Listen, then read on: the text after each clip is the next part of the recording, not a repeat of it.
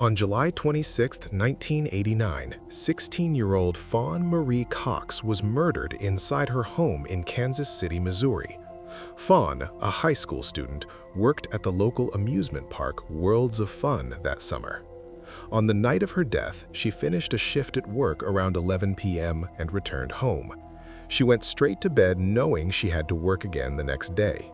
The house where she lived was modest, and her family slept downstairs while she slept in her second-floor bedroom.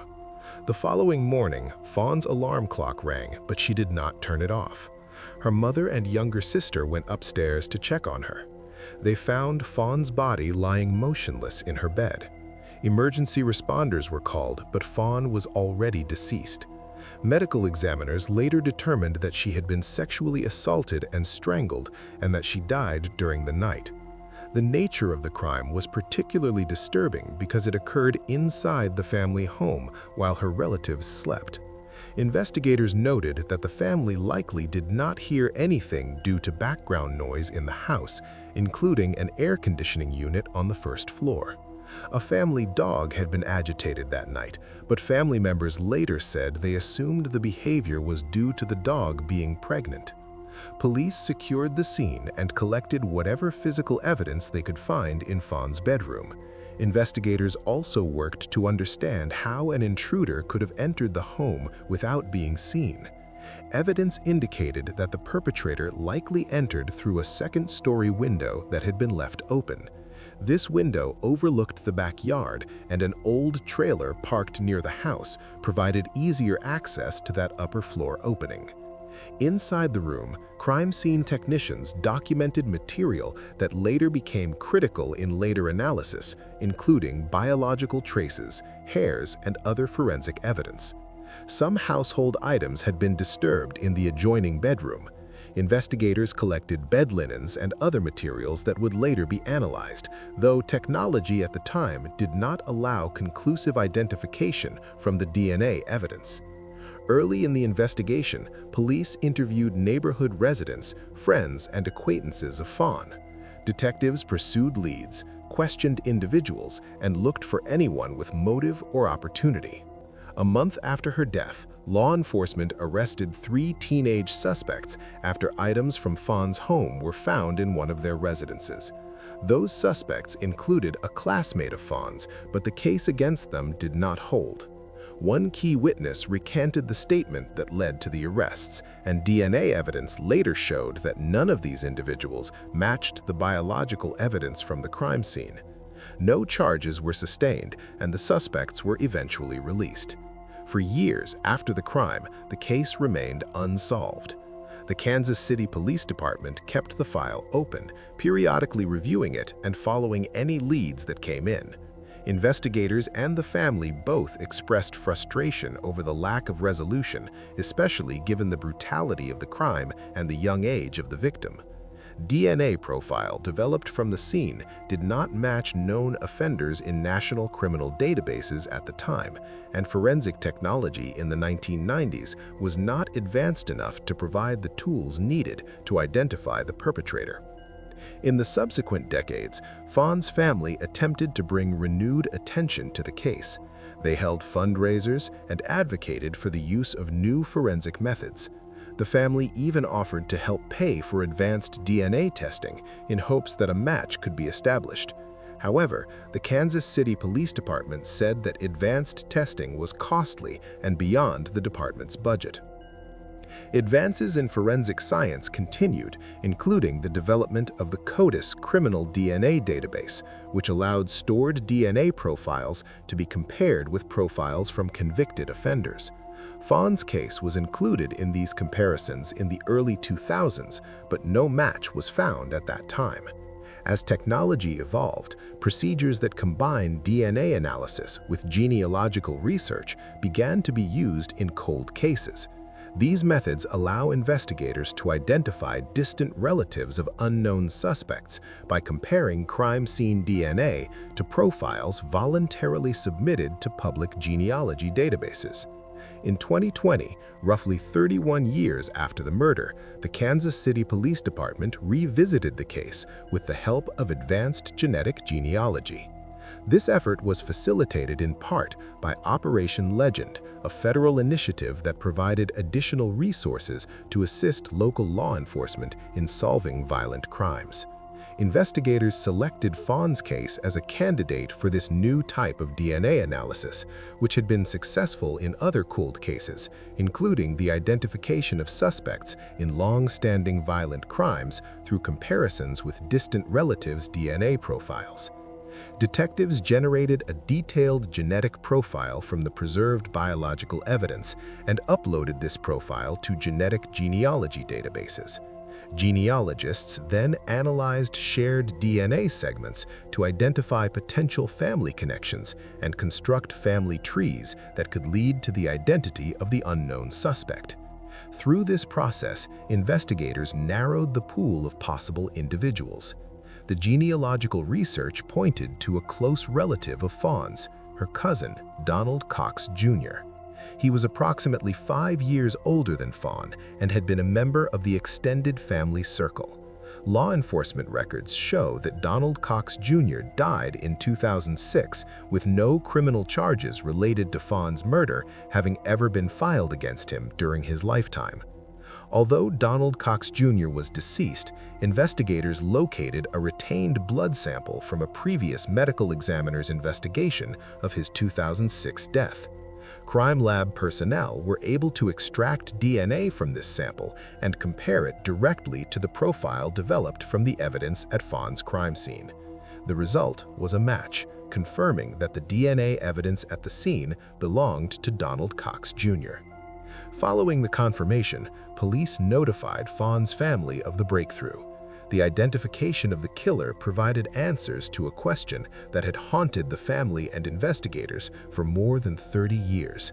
While the suspect was deceased and therefore could not be prosecuted or face legal consequences, the confirmation of his identity brought a form of closure after years of uncertainty.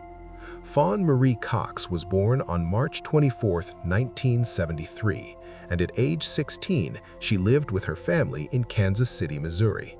On July 26, 1989, she was murdered inside her bedroom. Her death went unresolved for more than 30 years until advanced DNA technology and genetic genealogy identified her killer as her cousin, Donald Cox Jr., who died in 2006. This identification closed a long-standing chapter in one of the Kansas City Police Department's oldest unsolved murders. On December 14, 1969, 25-year-old Diane Maxwell left home in Houston, Texas, and headed to her job as a telephone operator for Southwestern Bell. Diane, a single mother, was scheduled to work her afternoon shift that day. She arrived at the company parking lot shortly before her shift began, parked her red Ford Mustang in the lot, and planned to walk to the office. She never made it past her parked car that afternoon. Witness accounts later indicated that Diane was forced by an unknown individual into a nearby shack or outbuilding adjacent to the parking area shortly after she arrived. Within that makeshift structure, Diane Maxwell was assaulted. Investigators determined that she was sexually assaulted, strangled, and stabbed during the course of the attack. The wound from a small but fatal stab penetrated her abdomen and severed a major artery. When responding officers reached her in the structure, she was deceased.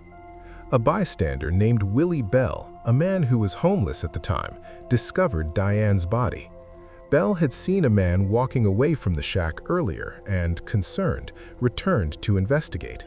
When he opened the door, he found Diane bound and lethally wounded. Bell left to seek police assistance rather than attempt to release her himself.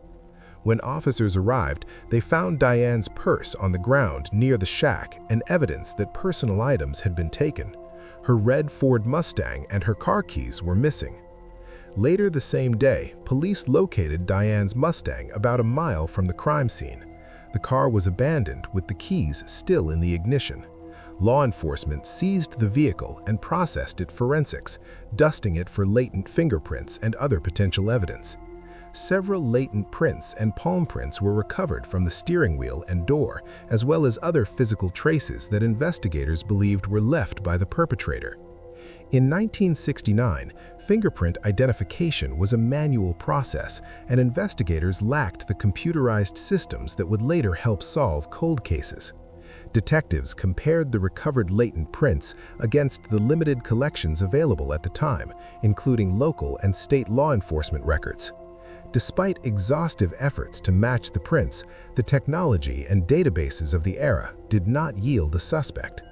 Diane's case quickly went cold as months turned into years with no solid leads. During the early investigation, police interviewed numerous potential witnesses and examined many suspect prints, but none matched the latent prints from the Mustang. Diane's family was devastated by the loss, but had little information to go on. Her brother, David Maxwell, was deeply affected by his sister's murder, and his involvement in law enforcement later in life would play a role in keeping the case alive. In the mid-1980s, law enforcement began adopting new forensic tools. In 1986, Diane's case was reopened by investigators who attempted to match the latent prints from her car against newer fingerprint collections. Even with the expanded scope of prints now available in state and federal systems, no match was initially found. The case remained unsolved, though the evidence was preserved. David Maxwell, Diane's brother, pursued a career in law enforcement. He joined the Texas Rangers, an elite investigative unit, and continued to advocate for his sister's case. Working within the law enforcement community gave him access to resources and contacts that helped ensure Diane's file remained under consideration by investigators as forensic technology evolved. In the early 2000s, national systems for automated fingerprint identification, including the FBI's Integrated Automated Fingerprint Identification System, IAFIS, had matured, linking local, state, and federal fingerprint records. These systems allowed investigators to rerun latent prints from cold cases against a much larger database of prints collected from millions of individuals. In 2003, nearly 34 years after Diane Maxwell's murder, the latent prints taken from her Mustang were finally entered into IAFIS. Investigators received a hit to a man named James Ray Davis, a career criminal with a long record of arrests and convictions, including prior convictions for auto theft and other felonies. Law enforcement located Davis living near the Texas-Arkansas border, where he had been residing for years. Investigators interviewed him and presented him with the forensic evidence, including the latent print from the Mustang. Initially, Davis denied involvement, but when confronted with the latent print evidence and other materials from the case file, he admitted to raping and killing Diane Maxwell. He also admitted to robbing her of her personal items and taking her car. On November 24, 2003, James Ray Davis was sentenced to life in prison for the rape and murder of Diane Maxwell. He pled guilty to the charges, and the sentence reflected the severity of the violent crime he admitted to committing. His legal conviction brought closure in the sense of formal accountability for Diane's death, though it came more than 30 decades after the crime occurred. The resolution of the Diane Maxwell case was the result of persistent investigative effort, advances in forensic technology, and the dedication of her family, particularly her brother, who continued to advocate for the case to be re-examined as new tools became available. Investigators credited the latent prints collected in 1969 for preserving the only direct physical evidence that could eventually be matched to Davis. The impact of Diane's murder extended beyond her immediate family. Her employer, Southwestern Bell, adjusted its workplace safety procedures in the aftermath of the crime, and many co-workers expressed concern about the risk female employees faced when walking alone near remote or isolated areas. The violent nature of the crime heightened awareness of workplace safety among employees and within the local community at the time.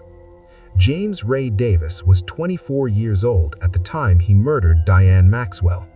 After his conviction in 2003, he served his life sentence in Texas State Prison.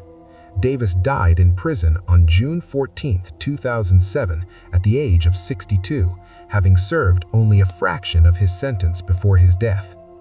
Diane Maxwell was born on May 12, 1944, and was 25 years old when she was murdered on December 14, 1969, outside her workplace in Houston, Texas.